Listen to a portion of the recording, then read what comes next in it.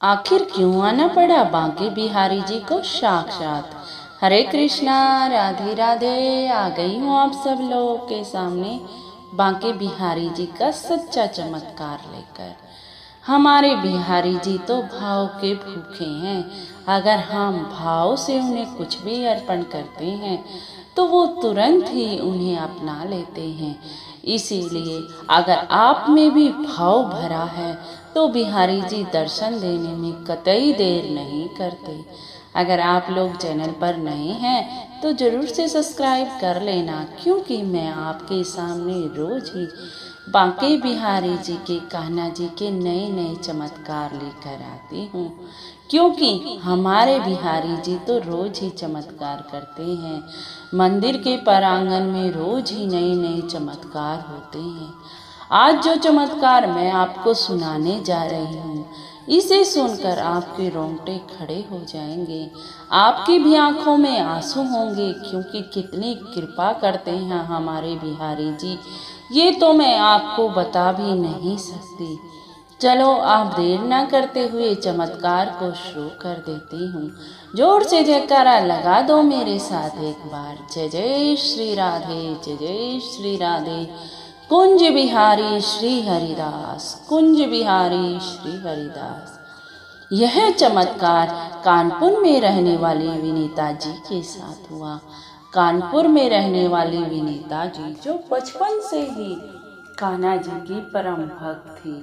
अब बचपन से ही उसके परिवार में सभी सेवा भाव रखते थे कान्हा जी के प्रति, बांके बिहारी जी के प्रति।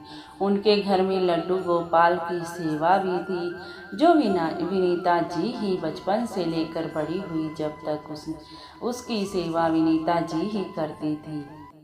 अब विनीता जी बड़ी हो गई तो उसकी शादी का टाइम आया।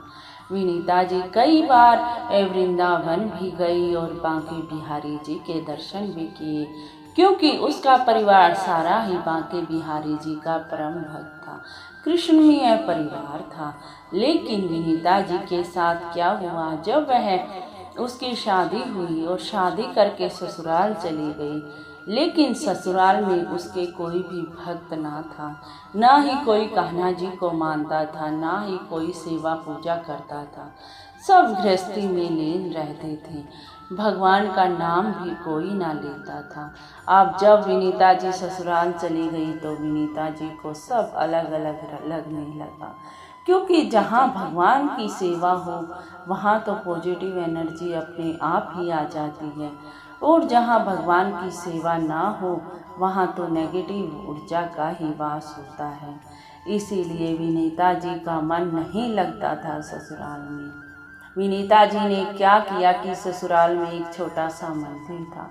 विनीता जी कान्हा जी की तस्वीर लेके आई और उस मंदिर में स्थापित कर ली, और अपना सुबह सुबह जल्दी उठती, पहले भगवानों की सेवा पूजा करती, तभी कुछ कार्य शुरू किया करती थी। इससे उसकी गृहस्थी चलने लग गई, उसका मन भी लग गया, क्योंकि मंदिर में सेवा पूजा करके उसका मन शांत हो जाता था। इसीलिए विनीता जी का मन लग गया ससुराल में। अब शादी को कई साल हो गए तो उसके साथ हुआ क्या कि उसके कोई बच्चा ना था। उसने सारे डॉक्टरों से इलाज करवाया, लेकिन सारे डॉक्टरों ने मना कर दिया कि इसके बच्चा नहीं होगा। अब सास, ननंद, दौरानी, जेठानी रोज ही ताने मारती थी कि तेरे बच्चा नहीं होगा, तेरे बच्चा नहीं होगा। अब विनीता अपने कान्हा जी को लेकर दिन रात रोती थी, हे मेरे कान्हा जी, आप ही कृपा करोगे, अब मैं इस जंजाल से कैसे निकलूं।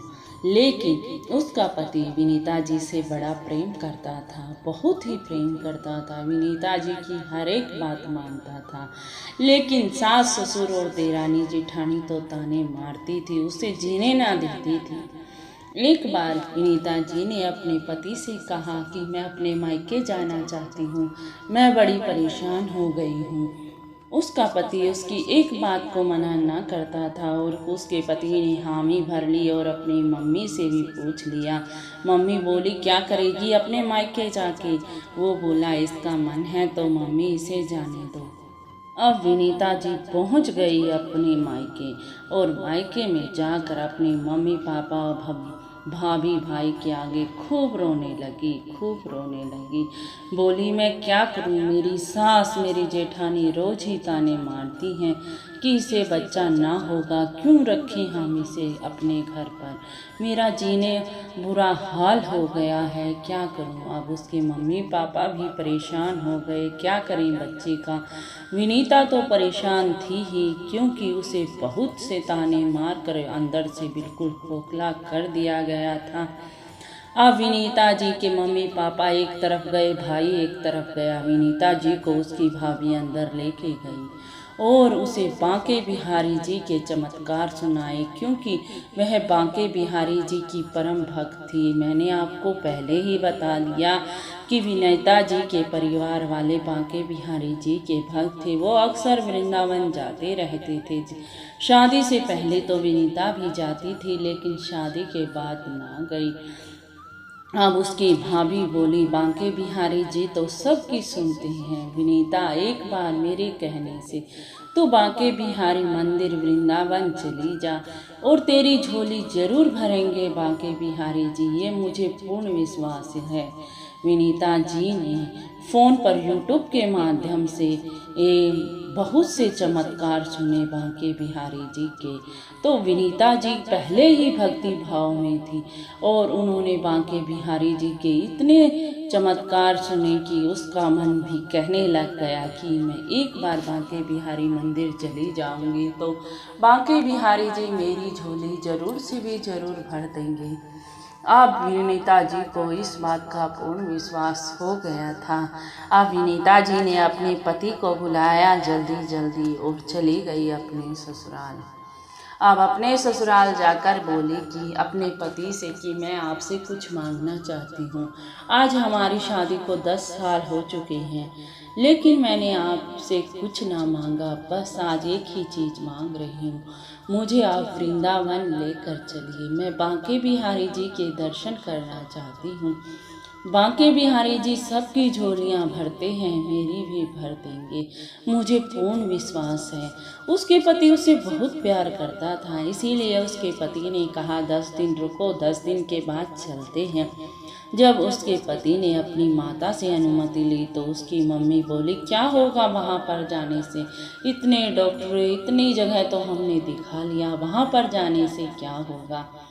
फिर विनीता जी के पति बोले, मम्मी एक बार जाने तो इसका पूर्ण विश्वास है विनीता का कि वहाँ जाकर मेरी झोली जरूर भर देंगे मेरे बांके बिहारी जी, इसीलिए तू एक बार जाने दे मम्मी, तेरा क्या जाता है। तो उसकी मम्मी ने भी हाँ भर ली। अब 10 दिन पूरे हो गए और विनीता जी के पति चल पड़े वृंदावन की ओर। जैसे ही वह वृंदावन में कदम रखते हैं, वैसे ही राधे राधे की गूंज चारों ही तरफ राधे राधे था। विनीता जी का दिल बड़ा खुश था, उसका पति भी बड़ा खुश था। जैसे कि हम वृंदावन जाते हैं तो ऐसा मानते हैं कि गोलोक धाम में ही आ गए, क्योंकि वृंदावन ही गोलोक धाम है, जहाँ राधे राधे की गूंज इतनी होती है कि और कुछ सुना ही ना देता। इसीलिए विनीता जी को और विनीता जी के पति को बड़ा अच्छा लग रहा था। राधे राधे की गूंज में सब प्रेममय था वहाँ पर। अब विनीता जी ने रात में कमरा लिया, वो रात में पहुँचे थे और वहीं पर सो गए आश्रम में ही। सुबह उठे, विनीता जी को तो बस वही लगन थी कि बांके बिहारी जी के दर्शन करने हैं। वह सुबह जल्दी उठे कि मंगला आरती में ही दर्शन हो जाएंगे और पहुंच गए बांके बिहारी जी के मंदिर। उन्होंने प्रसाद लिया, फूल माला ली और जैसे ही अंदर की तरफ बढ़ रहे थे, बांके बिहारी मंदिर में इतनी भीड़ होती है, आप सभी को पता है कि कई बार तो बस एक ही नज़र हम बांके बिहारी जी के दर्शन कर पाते हैं। वो भेड़ के साथ अंदर चले गए। उन्होंने गोसाई जी को प्रसाद दिया, फूल माला दी और बांके बिहारी जी के बड़े आनंद पूर्वक दर्शन कर रहे थे। और विनीता जी जैसे ही बांके बिहारी जी को देखा तो उसकी अश्रुधारा रुक ही ना रही थी। बांके बिहारी जी को देखती रही और आंसुओं की धारा बहती रही। बस मन में यही था कि बांके बिहारी जी जिस मनोकामना के लिए आई हूँ वही पूरी कर देना बस, और कुछ नहीं चाहिए मुझे, बस मेरी झोली भर देना बांके बिहारी जी। बस वो रो रही थी और मन ही मन अपने भाव को प्रकट कर रही थी। उसने लगभग 1 घंटे तक बांके बिहारी जी के दर्शन किए। उसके पति ने इस बीच उसे बहुत बार कहा कि बाहर चल, लेकिन विनीता जी का मन तो बाहर जाने को बिल्कुल भी ना कर रहा था। उसका मन तो बस यही कर रहा था कि मैं घंटों तक बांके बिहारी जी के मंदिर में ही रहूं और एक टकटकी लगाकर बस बांके बिहारी जी को देखे जा रही थी। बड़ी मुश्किल से उसके पति ने उसे चुप किया, क्योंकि वह बड़ा रो रही थी और उसे बाहर की तरफ ले जाने लगा। तभी उसके साथ हुआ एक साक्षात चमत्कार जिसे सुनकर आपके रोंगटे खड़े हो जाएंगे। एक 8 साल का बच्चा आया जिसने पीला पीतांबर पहना हुआ था।